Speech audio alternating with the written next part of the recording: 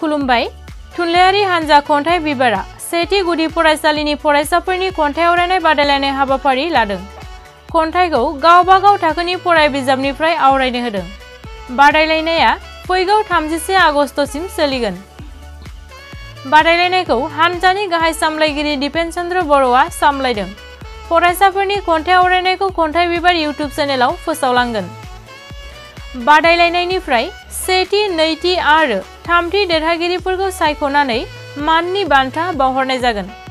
फिन बुंनायदि थुनलायारि हानजा खन्थाइ बिबारा सेथि गुदि फरायसालिनि फरायसाफोरनि खन्थाइ आवरायनाय बादायलायनाय हाबाफारि लादों। खन्थाइखौ गावबागाव थाखोनि फराय बिजाबनिफ्राय आवरायनो होदों।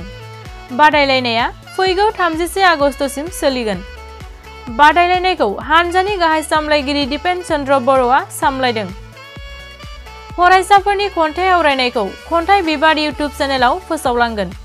बादायलायनायनिफ्राय सेथि, नैथि आरो थामथि देरहागिरिफोरखौ सायख'नानै माननि बान्था बावहरनाय जागोन। गोजोन्थों। खुलुमबाय, आंनि मुङा उदांस्रि ब्रह्म। आं थाखो बेयाव फरायो। आं आवरायनो लानाय खन्थाइनि मुङा बुख्रुबनांगोन अन्थाइ।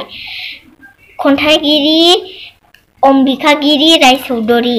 बुख्रुबनांगोन अन्थाइ, नों बुख्रुबनांगोन अन्थाइ, हाया होनोब्ला गनाय नङा फंबाय। गुरैनिफ्राय जागोन गुरै अन्थाइ, गेब्ले थेब्ले महर लागोन, खुगाजों थै गोबानांगोन, बिखायाबो मेंग्लिजोबगोन, अब्लासो दरजा गेवगोन।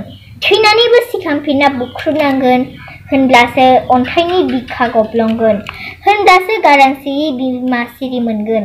लानानै फोजोबस्रां दाहार बोहैहोगोन रोजा रोजा जोनोमनि गोसोम दाखोन। फुजिनो बुथुमना लानाय गलामि दुगानाय, बोख्रांलांगोन गेवसारलांगोन देरगानाय, होनब्लासो गोसोम गुफुर गोरोबलायगोन। गोजोन्थों।